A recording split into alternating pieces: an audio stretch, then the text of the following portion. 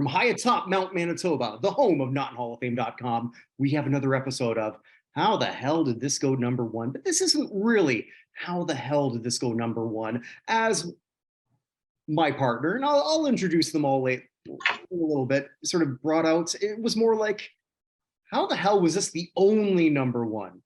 I'm Kirk Buchner. I operate NotInHallOfFame.com and the Fictitious Athlete Hall of Fame and the Fictitious Rock and Roll Hall of Fame and the United States Hall of Fame, Athletic Hall of Fame. Check that out at www.NotInHallOfFame.com/EUSA. And we are officially brought to you by, hey, Lake of the Woods. Lake of the Woods, you can check that out here at your favorite brewery downstairs where I live on Mount Manitoba. In Winnipeg, you can also find them in Kenora and some town in northern Minnesota. But if you're in that area, check that out. It's worth it. I'm enjoying a little bit of lakeside here today. Wait, did you say northern Minnesota? Northern Minnesota, yes. There's a third location. Like I live right over top of that, and I can now unofficially use them as a sponsor. Nice. So I kind of enjoy that. But you know, it's lakeside. As Geddy Lee would say, lakeside beer, so many memories, lakeside beer. Oh. Okay, fuck you both for giving me that look.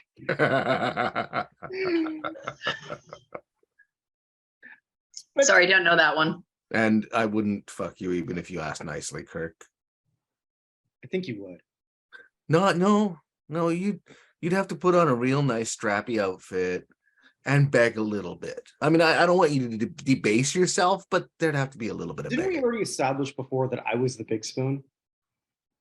I don't care. I'll jetpack you. Begging for this now. What the fuck is going on here? I'll jetpack you, Kirk. That's not a big deal. I'm not. I don't know what that means. Oh, it's where I'm the little spoon and you ride my back. Lakeside beer. That was my way of saying I got nothing. Anyway, Brad, so my partners, Andrea Tessmann, Brad Nelson. Brad got to pick it last week, and you picked Dreams by Fleetwood Mac, and I loved your rationale, so tell everyone about it. Yeah, big thing on this one was Fleetwood Mac had put out hit after hit after banger after banger, and they never hit number one before or after this. This is their only number one song. And so it makes you wonder how the hell did it, because they've got better songs. Dreams is great, don't get me wrong, but they've got better songs than Dreams. And yet this one was the one that charted to number one. And so as I'm going through different number one hits and what have you, and I'm looking at what I was gonna wind up picking, Dreams comes up, and I'm like, Fleetwood Mac would be an interesting one, because I swear their tour bus just smells like groupies and patchouli. It just had to at that point. Saving that joke for something. No, that was the whole thing, though. I mean, you can imagine, like, you've heard the rumors, another great Fleetwood Mac song, about what was going on with Fleetwood Mac and what have you, and the breakups and the divorces and all that stuff, and you knew that their tour bus had to have a certain level of funk to it. I think so. I as I was telling you, Brad, before Andrea eventually joined us in the pre-show. In the pre-show. In the green room. In the green room. No? Okay. I was also listening to a lot of Yardbirds and Cream before this, because Fleetwood Mac was a British blues band. Yes. I knew this, but I never bothered to listen to a lot of it until this past week, because British American, let's be fair. No, they weren't. No, they were British. Not their old original stuff was straight up way back, but once Nix came on board. Right. So like we're looking at the late 60s, where their number one hit. And I think if we were to do this, if we were all British and we were to have the same show, it would be, how the hell was Albatross their only number one hit?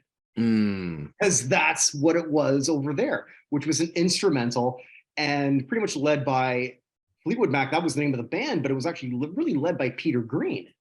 So who went colossally off the deep end through LSD. I was going to say, he's the one that fucked up his brain on LSD and then spent the rest of his life like in a psych ward with getting mental shock therapy, or electroshock therapy. Or might have been another one in that one. Either way, the two of them buggered off, and you look at Mick Fleetwood and he was the more normal of them, which is strange in itself. Mhm. Yeah, so this band was one of the many British blues invasions of, again, type of that we know here on this side of the pond. Cream, Yardbirds, a lot of bands that made it. Even the Stones and the Beatles had a little bit of blues in there. Well, Stones had a lot. Stones were definitely Yeah. more blues, but the Beatles tinged their stuff with a bit of blues. Sure.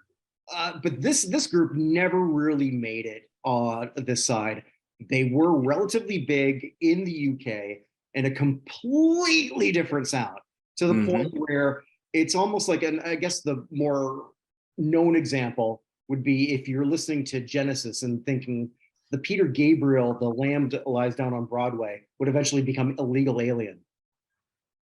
It's not far off. So with this, so this was their not even, so before Rumors was their 10th album, but they really made it in the US finally on their 9th album, which they called their White Album because it was their second eponymously named album. That had Rhiannon on it, which is might be one of my top 5 favorite songs by the band. Exactly. Rhiannon would have done this. Go Your Own Way would have been another one that should have. That was on this album. Yeah, Rhiannon was on the one before. Yes. So, but I'm just saying, like the stuff that they put out that didn't hit, didn't hit number 1 at the very least. I think Go Your Own Way was, I want to say, it wasn't lyrically better than Dreams, because Dreams was lyrically brilliant. But we haven't even got to how they got there, because this is so at this point there were band members after band members sort of cycling out. The two constants being John McVie and Fleetwood, Mick Fleetwood, hence Fleetwood Mac. John would get his wife in, Christine McVie.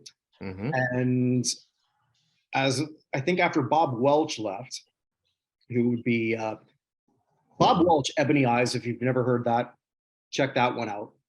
Also, the video is pretty neat, I think. But anyway, they were really courting Lindsay. They weren't courting Stevie Nicks.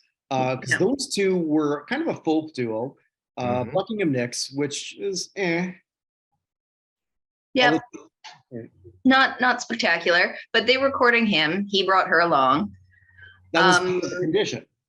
Yeah, and then I just love that like everybody's relationships were falling apart through the early iterations of this form of the band. And the entire Rumors album is just them all writing their pain and heartbreak and fuck you to everybody else. Yep, it was and the Dirty Laundry album together in harmony. Yeah, except for Mick, who just did this. This is, I've been working on my Mick Fleetwood impression. Okay, want to see it? Yeah, do it. Okay, all right. So I need one. Andrea, can you just go? Dreams and rain, dreams I'll make of you when you'll see. Players only. Thank you. Yeah, actually, it was. He had that drum line down, like every cymbal crash. Master impressionist right here. I thought I nailed it. every cymbal crash, like for a floaty, soft kind of ethereal song, it had a driving beat to it that really held it together. So I gotta say, he was on point in that song. Absolutely. Even if he did look creepy. He's always looked creepy. So let's go back to this whole album at that point. So Christine and John, their marriage had fallen apart. Stevie and Lindsay, they'd broken up. And Mick cheated on his wife, and apparently later with Stevie. Like, so, which makes all the men think right now, we have a shot at Stevie Nicks. Well, nowadays, probably. She's still gorgeous. Oh, without a doubt. Yeah. 100%. I mean, she's always had this sort of crystal collecting moon goddess thing going to her. Now she's just becoming like that old lady witch who lives in the forest. And wouldn't you love to love her? Well, I wouldn't mind loving her. Sure. But I think that's really fascinating, because I think a lot of people, myself included up until maybe 10 years ago, thought of Fleetwood Mac's origin story just being that like Rhiannon and then after, because here we never heard much about it. No, they had a lot more history than that. Sure, but whereas also in the UK, then I looked at how they charted here with Rumors, which didn't do well. Like all things considering, I don't think they ever had another top 10 hit in the UK. So they went with, which is really weird to say, I think, because they really went with a full American sound. I don't necessarily. Yes. Well, they completely changed their sound. Yeah, but it was completely different. This was not an album. This was 10 individual songs. They don't necessarily flow together. Well, I think a lot of that has to do with the fact that Fleetwood Mac seemed to be, at least from an outsider's perspective, it seemed to be a meritocracy where you would present a song, and if the rest of the band liked it, then they recorded it. So it could have. Oh, they all wrote. So it's a meritocracy. So you have Rumors. At the time, before Rumors came out, studios encouraged artists to just crank out albums, 2-3 albums a year. You've got then they're pushing 1-2 singles off of any given album, and that's it. And they're just cranking out a lot of schlock to fill albums with only a couple of really catchy key songs. A lot of filler and a couple of killers. So now you've got Rumors that I think there were 4 singles on it, and all of them charted. Well, here's the other interesting thing about this that I didn't realize. My favorite song off this album wasn't even released as a single, and I would be surprised if the two of you didn't agree with me on that. That's one of your favorite, The Chain. Oh, The Chain is brilliant. That's just a driving song. Like, it sounds like there's a train engine pushing that song. It's just boom. It would have had to have been a radio edit to release that as a single, though. Sure, but it's just too long. But they didn't. But they didn't. Yeah, fair. Yeah. Also, Gold Dust Woman, not released either. Yeah. Secondhand News, not released as a single. Yeah, and again, all of them bangers. Yeah. I'll admittedly, one of my least favorite songs on this album, maybe almost of the whole 70s, I despise Don't Stop. I hate it. Really? Really. Why is that? I don't know. Just same reason my mom hated Bernadette Peters. And I'd say, like, why do you hate Bernadette Peters? And she'd say, it's Bernadette Peters. Can't hate Bernadette Peters. She's a national treasure. Well, my mom disagreed, and maybe it's just this upbeat, peppy shit. I don't know. I didn't necessarily appeal to me. Maybe because it was either way. That was a song I didn't like a lot then. Don't like it now. I will if I not that I drive, because I don't drive anymore. I don't drive anymore. Well, you're a man of a certain age, Kirk. I am. Damn, I look good for it. You don't look a day over 94. Fuck off. Anyway, Go Your Own Way, another great song, which is almost the male counter to this. It entirely is. Lindsay wrote Go Your Own Way as a fuck you to Stevie, and then Stevie as a fuck you right back writes Dreams. I wonder who wrote the. It was in order, if I'm not mistaken, because let's get into this and back to the actual song here. Stevie's is not having a good day. She's not enjoying what's going on with the band and all that stuff. So she goes in there recording at the Sly Stone's studio. Yeah, the record plant in Cali. And so she goes into Sly Stone's from Sly and the Family Stone, for those of you that don't know. Really? Well, for those of you that don't know. Weird, Brad. There might be some people who think it's Sylvester Stallone, and Brad was pretending like they're good friends. So it's possible. So it's Sly Stone, not Adrian. Anyway, she goes into his personal recording studio, sits down. This place is decked out like some weird sort of 70s mishmash with a conversation. It was the 70s too, huh? Yeah, it's got a conversation pit with a black velvet bed and Victorian curtains around and a piano sitting in the middle of this thing. And she sits down and in 10 minutes bangs this song out. Now, apparently it was 10 minutes. I mean, who knows? It could have been What she changing said. the story or whatever. But yeah, I mean, she said it on multiple occasions and the story hasn't changed in multiple retellings. So bangs this song out. She goes over to Buckingham and shows it to him, and he liked it. Even though, like, players only love you when they're playing, one of the many lines in there was a direct dig at Buckingham. The entire song is a direct dig at him. Yeah, but I mean, basically saying, well, if you're gonna leave, then go, and then like just remember how good you had it. It was the first line that was the best. Well, there you go again. You say you want your freedom. Yeah. Well, who am I to hold you down? Right. So I mean, like right there, it was actually a lot nicer than "Go Your Own Way." You can fuck off. Is really pretty much. So I think Buckingham wrote "Go Your Own Way" in response to Dreams. I'm pretty sure it was the other way around. Really? The amazing thing is they both sang harmonies. Yeah, on the song that they're saying "fuck" each other to, and they coalesced. They stayed in the same group for years. They had magic. They couldn't love each other, but they had magic. You know, when they stepped up to the mic, I think they had a winning formula, and I think they all knew it. Well, that's the performing arts, right? I mean, like if it's just like any other regular thing, if you're in a relationship with someone you work in, let's say like I don't know, sales, accounting, whatever you do, Brad. You remember Three's Company? Oh, that's right. Jack. Yeah, exactly.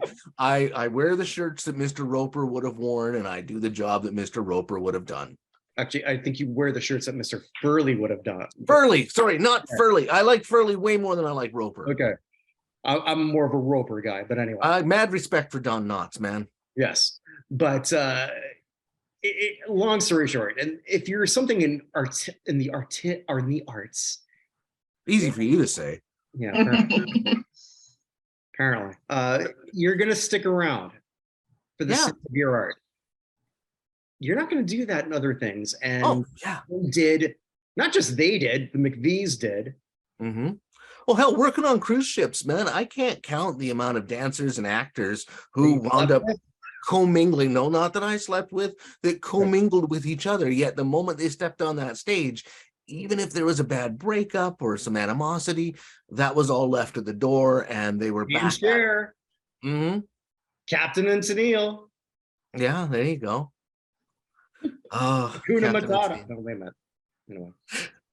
So back to the song though, Nix actually had to pretty much beg the band to record it. And so they kept her vocals on the track, and they kept the drum track, and the rest of it was all retooled and became what Dreams is now. Which, pardon the pun, it's a very dreamy song. I mean, it is. It's very ethereal and, floating. Yeah. It is the antithesis. There we go. Easy for me to say. Of Go Your Own Way. Go Your Own Way is basically just a couple of middle fingers as you cruise by with the top down in the Camaro.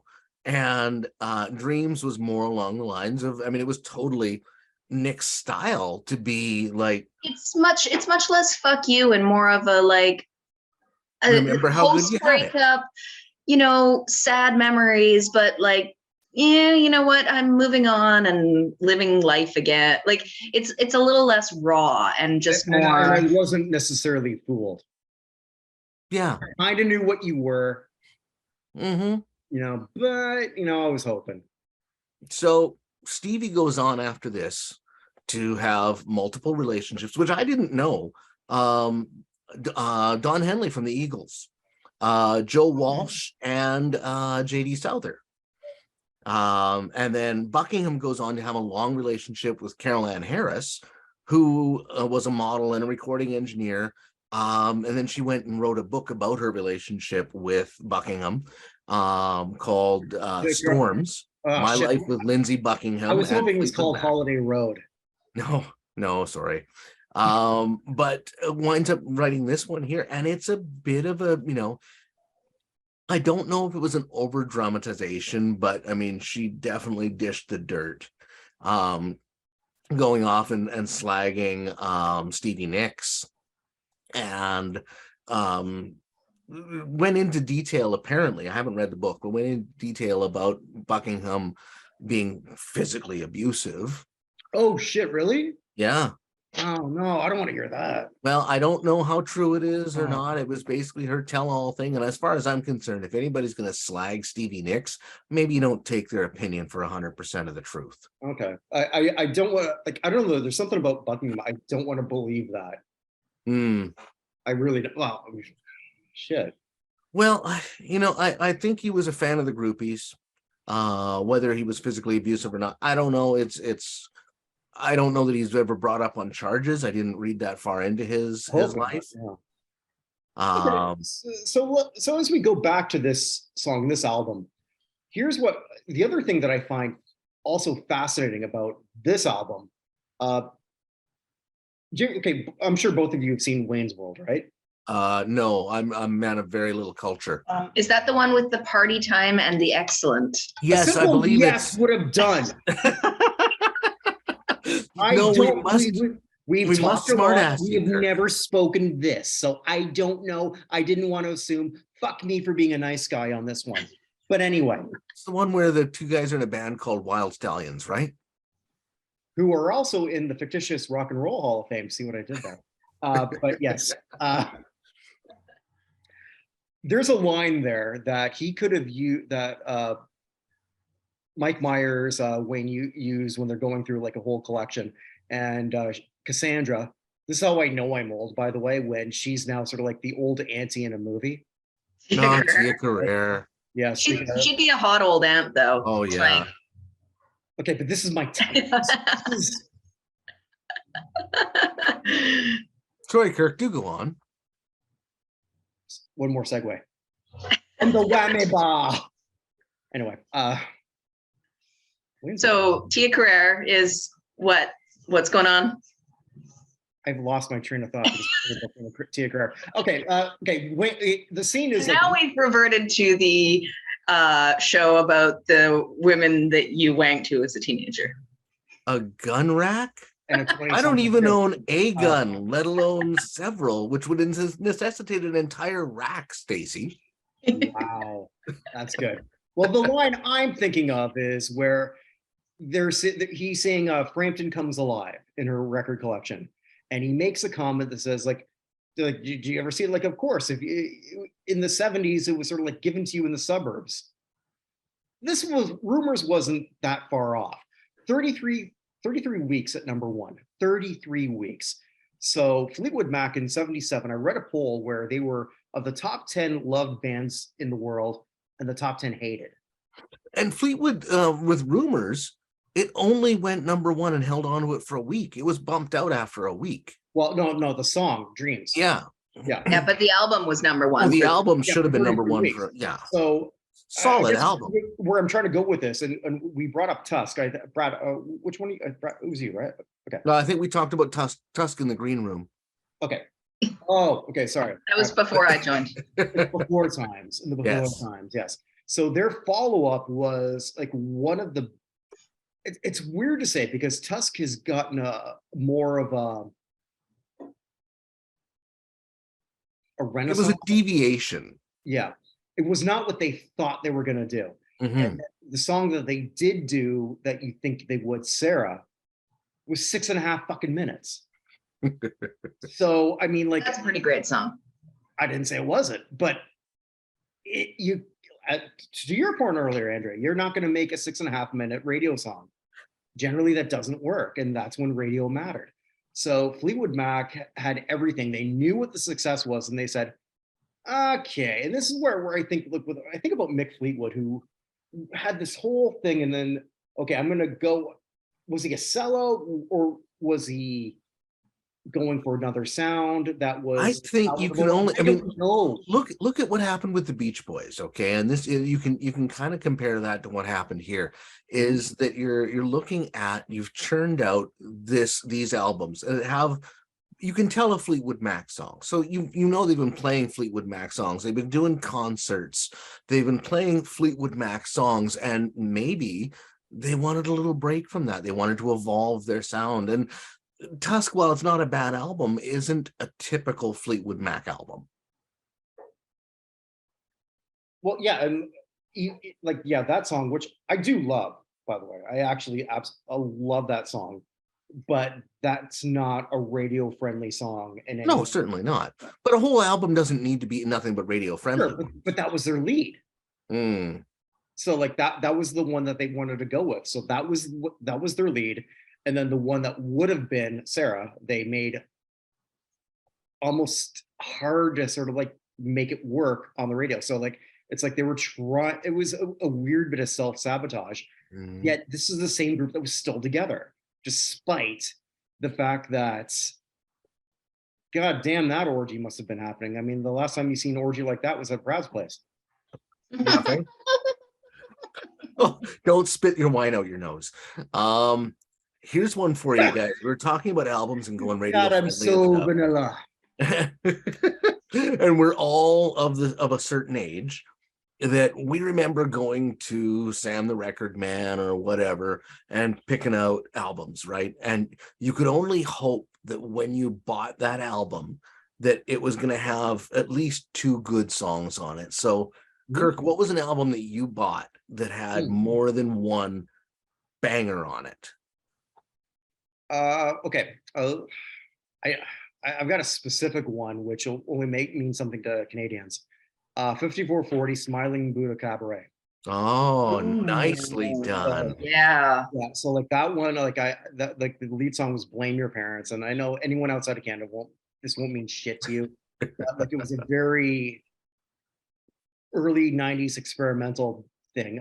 Okay, for 5440, hey guys, Hootie and the Blowfish, I Go Blind. That was 5440 song first. I'm trying to put this in an American sort of slant with that. So for me, that was like one of my favorite albums back in my college days, and I would play everything over and over. So that's very obscure, but that's my It's a great album. What about you, Andrea? An album you picked up that had, it doesn't have to be like, it didn't have to have like a whole bunch of top charting hits or anything, but something that you listened to like back to back, like you just constantly listen to that one. Road Apples, Tragically Hip. Tragically Hip. Again, Canadian reference that a lot of you people won't understand, but it was by you people. Well, hopefully our listeners are not just yeah. Also, REM Monster. I listened the shit out of that one. Yeah, definitely multiple great songs. Back in those days, kids, I mean, like you'd hear the song, but you didn't know what else was on the album. And yeah, literally, you had to put down $20. And we did. I want to say they were about 14 or 15 bucks from But at that time, that was like 4 lawns I had to mow. Oh yeah, that was like a full day of babysitting. And yeah, so you had to go by what they played on the radio, and then you just hope. Well, like, okay. I was lucky that I found like my local. What was it? It wasn't a Sam. It was another one. But I went to Sam fairly often as well. Anyway, they actually had a listening station where you could listen to a couple of songs on there, which was great. What was it? I want to say A&B. A&B Sound. A&B Sound was where we went. Yeah. I went to the big Sam in Toronto. Oh yeah. Yeah, like that was a big thing for me. Like I would buy CDs like crazy, which is now I look back like, and you're thinking like even 14, 15, even $20, depending on what it was, right? Sometimes more for a double. Oh, a double. So I got to go with Beastie Boys' License to Ill. Yes. Was a solid album. The whole thing, all the way through. You could just listen to the whole thing. And I'm going to count. You knew before though when you bought it. What's that? So what was the song you knew? I knew Fight for Your Right. Okay. All right. Cool. Yeah, I knew Fight for Your Right before I picked up anything else. But like Paul Revere and Brass Monkey on that album, and Monkey. Yeah, exactly. A great album. I mean, still to this day, sitting like by the water with Beastie Boys playing is awesome. I also Intergalactic was also a solid album from Beastie Boys. Like, yeah, I listened to that one. But then again, we went on a road trip with like 3 CDs in the car. So I've got just fond memories. Nice. So it'd have to be that one, and I'm gonna pick a quote unquote double because I bought them both at the same time. Batter to Hell Part 1 and 2 from Meatloaf. All right. Hey, I still Respect the remember looks. I used to work in an arcade, and after I was done in the arcade, for my shift, I'd throw on my headphones and I would play pinball, and I just put on Batter to Hell Part 1. When that one ran out, I would put on Batter to Hell Part 2 because I used to be able to keep that ball out of the gutter fairly well. Well, so when we go back to this band, so as we go into the 80s, they were still very successful. Yes. Tango in the Night was a good album. Big Love did that single. One song that I'm getting really fucking sick of because I see it nonstop in a commercial everywhere. I want to be with you everywhere. Yeah, but okay. There's not 1,000 people bebopping to that in their hybrid or wherever the fuck. Stop it. That's not happening. Generation Z's not bouncing to that one. They don't know that song. Fuck off. Fuck you. Whatever. Anyway. Tell me how you really feel, Kirk. I have Hulu and I can't skip past commercials. So Just don't hold it's back. always the same commercials. And it's this one. Okay. Here's something that I wanted to bounce off both of you. You probably don't know this. You're probably familiar with Vulture. Vulture, the news site, well, the entertainment site. Yeah. All right. So there's a guy there, and it's actually inspired me. And I'm going to see if one of you want to sort of assist with that. Evan's going to assist with that. He doesn't know it yet.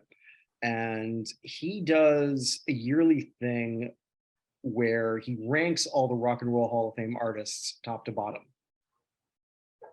Right now, bottom is Stevie Nicks. Oh, she should not be. That's sort of what I'm thinking. So, like, as someone who does lists, as someone who's had a death threat because of the list, more than one. So it's not just going into a crevice, Andrea. It was like, I'm going to kill you. So That's pleasant. yes, it was. It's actually kind of neat. It's got to be an ego boost that somebody thinks so much of you that they think they need to kill you.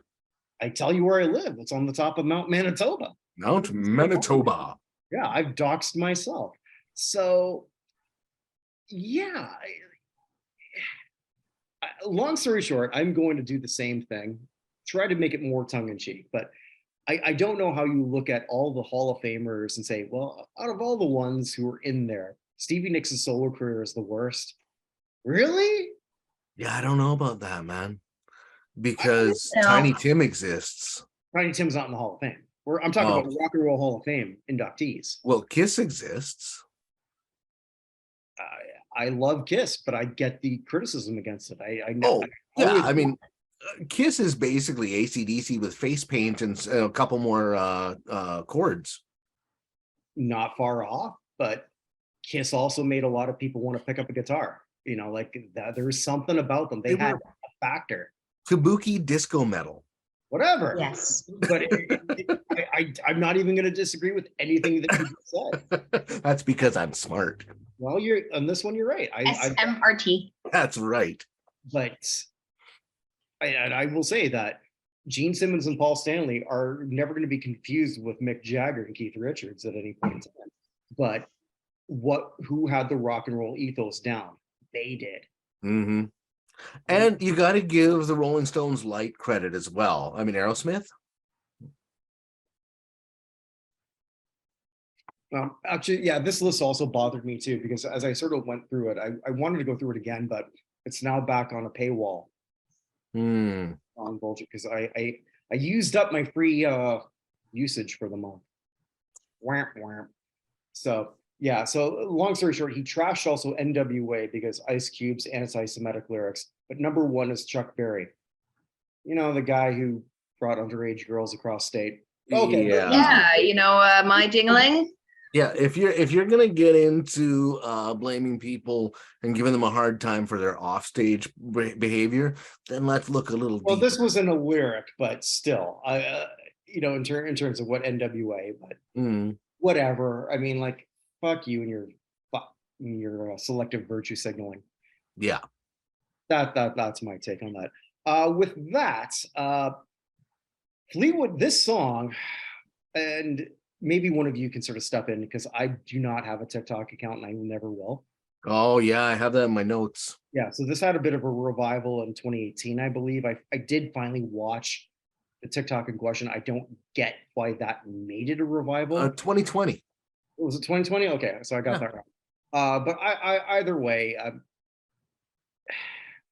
all right, okay. Well, Brad, you explain it because I don't get it. TikTok user hopped on his skateboard, started chugging some cranberry juice, threw on this song, Dreams. His name's Nathan I'm going to mispronounce his last name, but it's Nathan Apodaca. I'm not sure. I'm going to try a few pronunciations and hopefully I hit one of them close.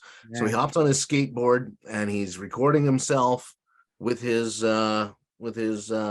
juice, and it goes viral for some reason. I will never understand that.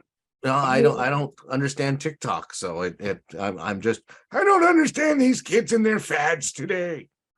You know what I'm really pissed off at myself about too? Because like when we had the Leo Sayer thing ready like a couple weeks ago, I had a video set and I didn't play it. Oh,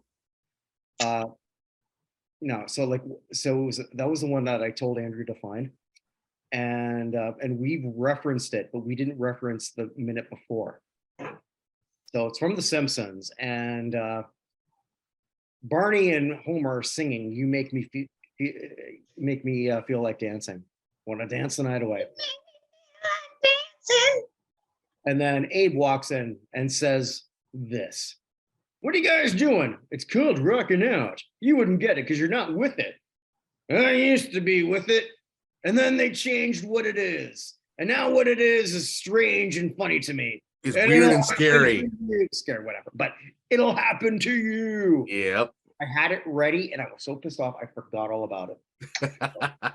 Anyway, so we're back on that, and that's how I feel about TikTok. Because I don't get it. Yeah, it's weird and scary. Well, it's not scary. I just don't get it. Like, how is this any different to me than other video? Like, it's basically Vine, but from a Chinese spyware company. And there you go. The Chinese version of TikTok is only about instructional videos and things on how to learn.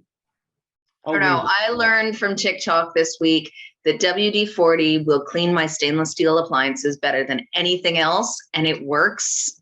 It's amazing. So, and how many? So if it's on TikTok, so the person who gave that to you, how many genders did he have? She had one gender. Okay. Really? Is that what we're doing to me? Okay, fine. Anyway, you do it to yourself, There's some great like cleaning hacks and home repair tips. Apparently I'm on lesbian TikTok. I don't know.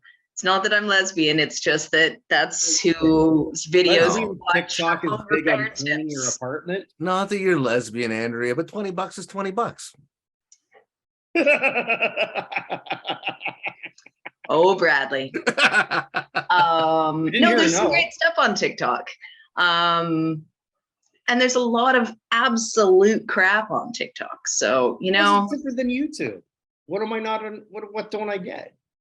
It's 30-second to 3-minute increments for our ADHD brains to just scroll through. So it's like how I make love. 30 seconds to 3 minutes. Yeah, give or take. There's a window. That's with foreplay. And time for cuddling and ordering pizza after. I'm efficient. You order it before. Oh, planning ahead. That's planning ahead. Anyways, back to Fleetwood Mac. I got nothing more on Fleetwood Mac. I think I've sort of like exhausted The only thing I had left with Fleetwood Mac is it's been covered a bunch of times. So the Course did a version of it. Sorry. Not as good. No, the Kills did it. It was done on Glee. And then Sorry, non-Glee made me laugh. you know what? When I first started watching Glee in the first season, I was very happy, and then I got very sad after the second season. When I first started watching Glee, I killed myself. No, it's not bad. It was like a big musical. Kirk, you know that when this changes to no longer being required to be number one, there's going to be a lot of musicals coming up. Yeah.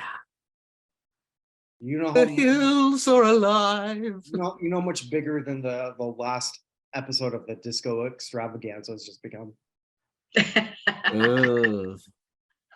So a couple of lesser known bands did this one as well. Bastille and Gabrielle.